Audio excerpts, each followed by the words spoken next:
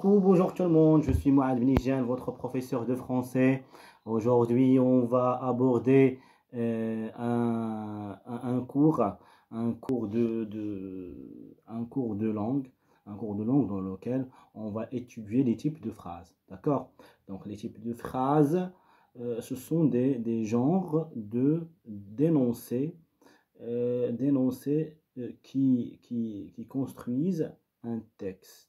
Qui construisent un texte. Très bien. Donc, on a de, trois types de phrases. Trois types de phrases. On a quatre types de phrases, pardon. Le premier type, c'est la phrase déclarative.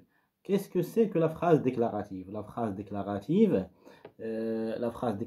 c'est une phrase qui se termine par un point. Qui se termine par un point.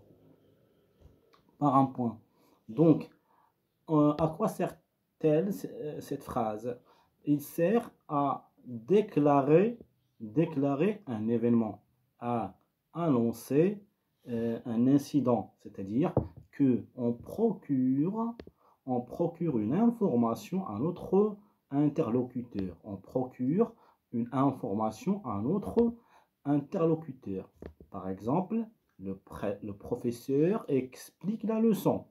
Le professeur explique la leçon. Quel est l'événement? L'événement procuré ou bien fourni comme information à notre interlocuteur ici, c'est l'explication de la leçon par le professeur. Donc, c'est ça le principe de ce type de phrase. Donc, on a le professeur explique la leçon. Ma mère priait le soir. Je joue avec mon ami. Très bien. Donc, on a le deuxième type, la phrase impérative. La phrase impérative, c'est une phrase il va de soi qu'il exprime l'ordre. Pourquoi? Parce que on a un mot duquel est dérivé l'impératif, c'est l'impératif.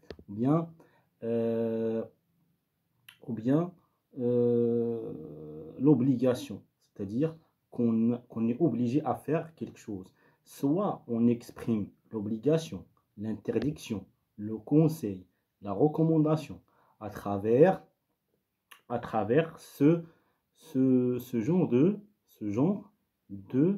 phrase, en l'occurrence la phrase impérative. Donc je récapitule. On exprime l'obligation, la recommandation, le conseil ou bien l'interdiction. Je vous donne un exemple. Il ne faut pas fumer dans la salle d'attente. Il ne faut pas fumer dans la salle d'attente. Donc là, on a une interdiction. On interdit quelque chose à un autre interlocuteur. Donc, il y a une interdiction. Donc, c'est une phrase impérative.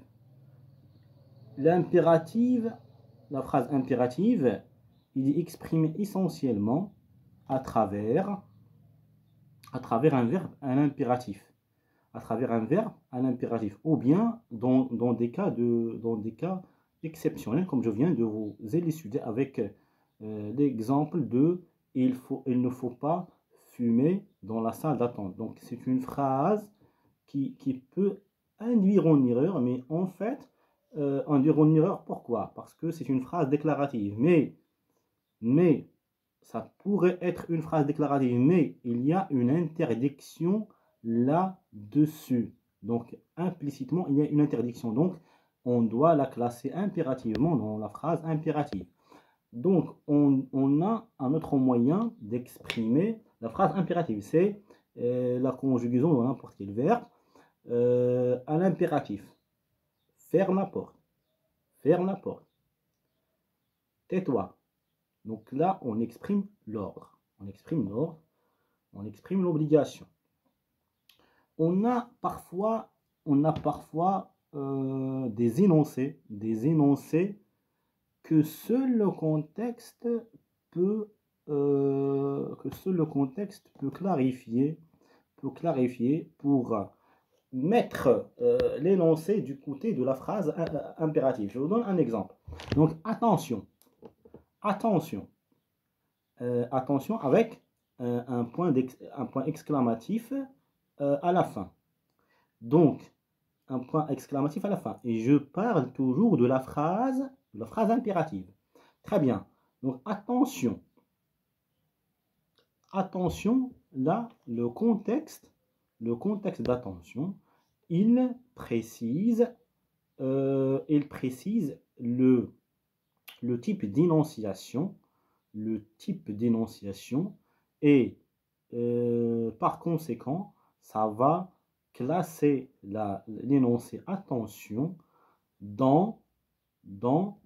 parmi la phrase impérative, sans que je n'ai le verbe impératif. Donc on n'a pas de verbe impératif en l'occurrence. Donc on a attention. Donc parmi la phrase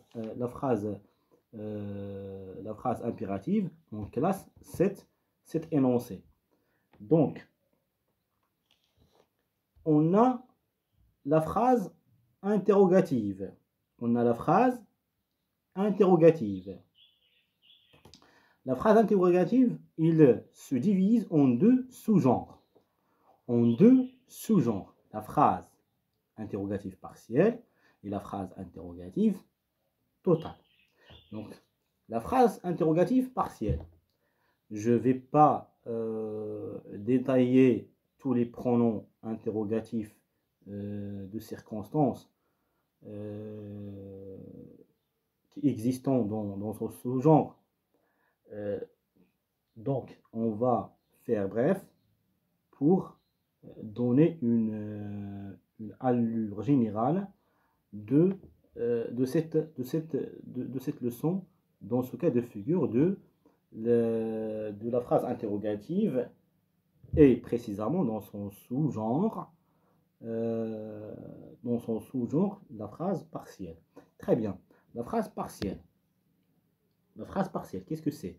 Donc, la phrase partielle, c'est un sous-genre de la phrase interrogative. En quoi consiste-t-elle et de quoi se distingue-t-elle de la phrase totale? Donc, dans la phrase partielle, on répond par une partie de la question. Cette question doit être posée impérativement par un pronom interrogatif. Donc la question partielle, elle doit être posée par un pronom interrogatif. Il y a plusieurs pronoms interrogatifs et chacun parmi ces pronoms interrogatifs, représente une circonstance. Je vous donne un exemple. Pourquoi vous êtes en retard? Donc pourquoi vous êtes en retard? Donc là, on a utilisé le pronom interrogatif pourquoi. C'est un pronom interrogatif qu'on a utilisé dans le cas de la phrase partielle, interrogatif partiel, pour poser une question partielle. Donc, on a utilisé le pronom interrogatif pourquoi. Il exprime quoi? Il exprime la cause, la circonstance de la cause. La cause. Donc, pour répondre à cette question, je dois prendre une partie de la question. C'est pourquoi il a été appelé partiel. Donc, on doit prendre une partie de la question pour formuler une réponse correcte à celle-ci. Donc, on doit dire en Par conséquent, je suis en retard. Donc là, je dois lier entre la proposition principale et la proposition subordonnée par une conjonction de coordination de cause. Comme on a étudié on l'a étudié dans une autre vidéo. Regardez l'autre vidéo de la phrase complexe et la phrase simple. Donc il y a la conjonction de coordination car qui doit s'imposer dans la réponse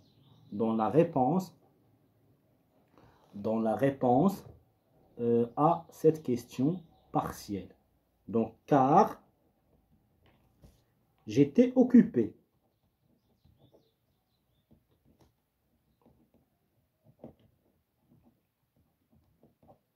Car j'étais occupé. Je suis en retard car j'étais occupé. Donc, on répond à la question pourquoi par car. Donc, et car, ce n'est qu'une partie c'est une conjonction de coordination par laquelle on commence la proposition coordonnée attachée à la proposition principale. Cette proposition principale, c'est la partie extraite de la question, c'est-à-dire tirée de la question, la partie par laquelle on répond à la question. Très bien. Je vous donne un autre exemple. Quel est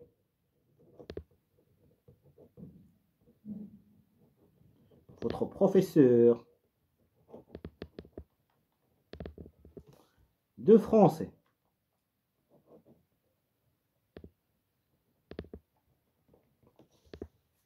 Quel est votre professeur de français? Très bien. Donc, c'est une phrase partielle. C'est une question partielle. Très bien. On a utilisé quel pronom interrogatif? On a utilisé le pronom interrogatif quel. Quel. Quel. Quel. C'est une phrase. C'est un pronom interrogatif qui exprime la catégorie ou bien le choix. La catégorie ou bien le choix. C'est la catégorisation ou bien le choix entre plusieurs choses. Donc, là, on a professeur de français. Quel est votre professeur de français? Quelle est la réponse correcte qu'on doit apporter à cette question? Donc, on doit commencer toujours par une partie de cette question. Donc, on doit dire mon professeur de français. Comme vous pouvez le constater, on a un petit changement. D'accord? Donc, votre, c'est comme si on s'adresse à moi. Donc, je dois utiliser mon à la place de votre. La même chose dans la première phrase. Vous, on utilise je parce qu'on s'adresse à moi, toujours. D'accord? Mon professeur de français est Mouad Bnijan.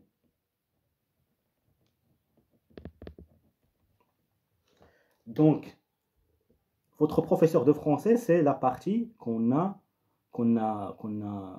extraite de la phrase partielle et qu'on a utilisée dans notre réponse, comme réponse à la question partielle. Très bien. Donc, là, la phrase totale, c'est un sous-genre. C'est un sous-genre attaché à la phrase interrogative. D'accord? Donc, la phrase totale, c'est quoi? La phrase totale, c'est un sous-genre qui exprime la totalité de la phrase. C'est-à-dire que j'exprime ma réponse à travers oui ou non. oui ou non. C'est tout. Oui ou non. Et je pose la question, la phrase totale, dans la phrase totale, je pose la question par est-ce que.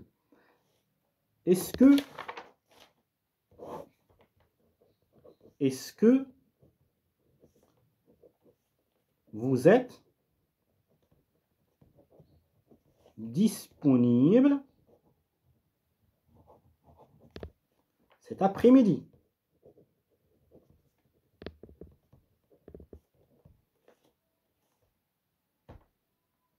On doit répondre par oui, bien sûr. Oui, bien sûr.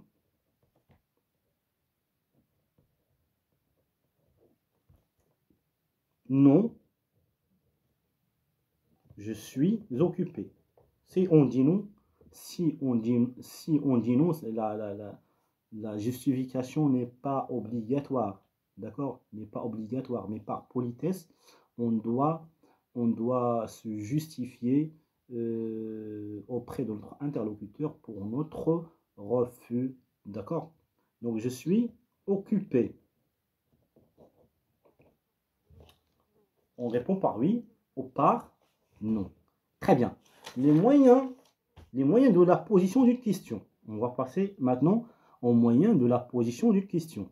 On a 4 moyens de la position d'une question. Le premier moyen, c'est l'intonation. L'intonation. Et là, je souligne sous cette manière de poser une question parce que c'est très important et ça peut induire en erreur si on prononce mal l'intonation de la phrase interrogative. Pourquoi?